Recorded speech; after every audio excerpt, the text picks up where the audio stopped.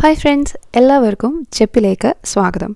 അപ്പോൾ ഇന്നത്തെ നമ്മളുടെ വീഡിയോ ഒരു ഹെയർ കെയർ വീഡിയോ ആണ്.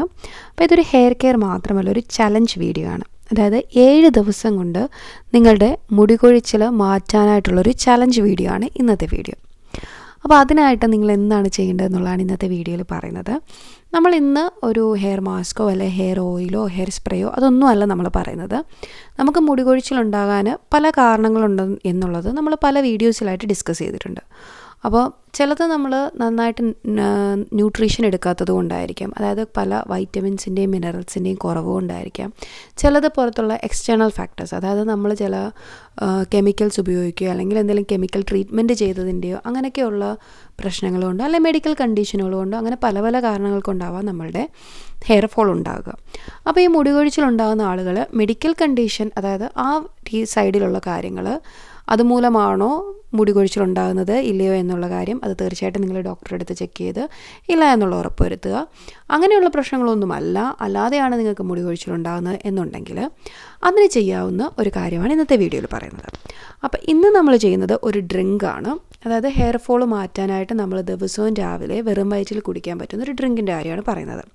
ആദ്യം തന്നെ ഞാനിത് എങ്ങനെയാണ് തയ്യാറാക്കുന്നതെന്നും അതേപോലെ തന്നെ ഇതെങ്ങനെയാണ് ദിവസവും കുടിക്കേണ്ടത് എന്നുള്ള കാര്യങ്ങൾ പറയാം.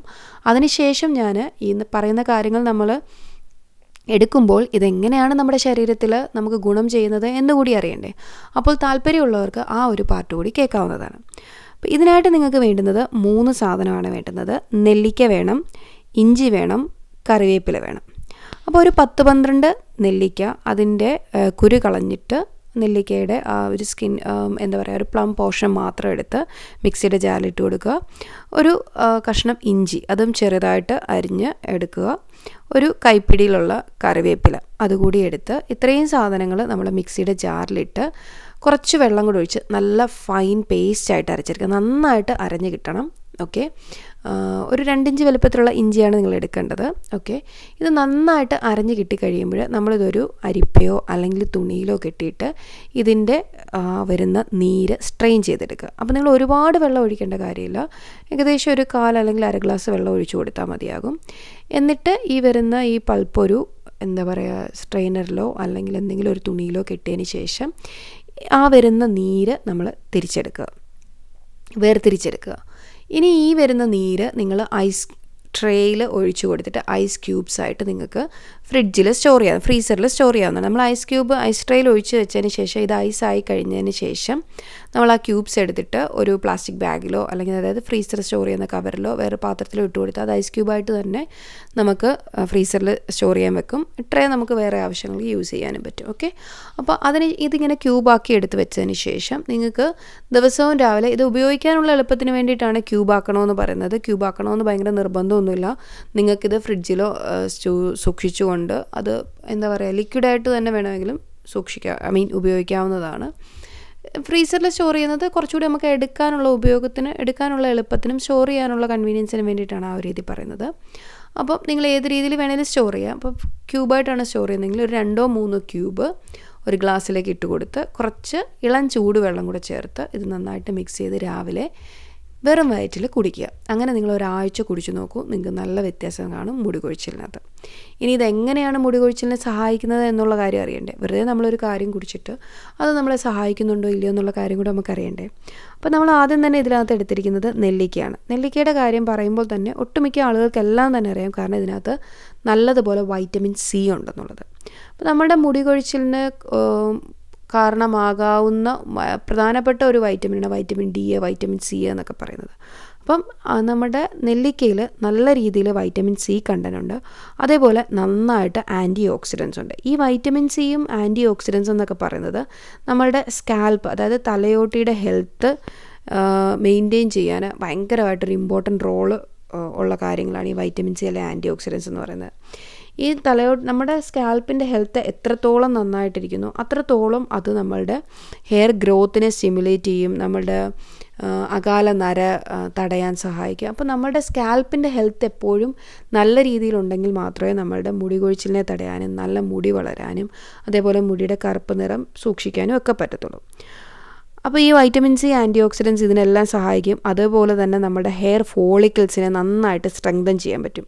നമ്മളുടെ ഹെയർ ഫോളിക്കിൾസ് നല്ല സ്ട്രോങ് ആണെങ്കിൽ മാത്രമേ നമ്മളുടെ മുടി പൊട്ടിപ്പോകുന്നത്. ചില ആളുകളുടെ പ്രശ്നം മുടി വളരാത്തതോ മുടി കൊഴിച്ചിലോ ആയിരിക്കത്തില്ല, പെട്ടെന്ന് പൊട്ടിപ്പോകുന്ന കട്ടിയില്ലാത്ത മുടിയായിരിക്കും. അപ്പോൾ അതൊക്കെ കുറയ്ക്കാനും ഓവറോൾ നമ്മളുടെ മുടിക്ക് നല്ല ഗ്രോത്ത് ഉണ്ടാകാനും നല്ല സ്ട്രോങ് ആകാനും ഒക്കെ ഈ വൈറ്റമിൻ സിയും ആൻറ്റി ഓക്സിഡൻസും ഒക്കെ സഹായിക്കും. അത് നമ്മളുടെ നെല്ലിക്കയിൽ ധാരാളം അടങ്ങിയിട്ടുണ്ട്. അപ്പോൾ അതുകൊണ്ട് തന്നെ നെല്ലിക്ക ഈ രീതിയിൽ കഴിക്കുമ്പോൾ അത് നമ്മളുടെ ഹെയർ ഗ്രോത്തിനെ നല്ല രീതിയിൽ ഇമ്പ്രൂവ് ചെയ്യും. ഇനി അടുത്ത് നമ്മൾ എടുത്തിരിക്കുന്നത് ഇതിനകത്ത് ഇഞ്ചിയാണ് എടുത്തിരിക്കുന്നത്.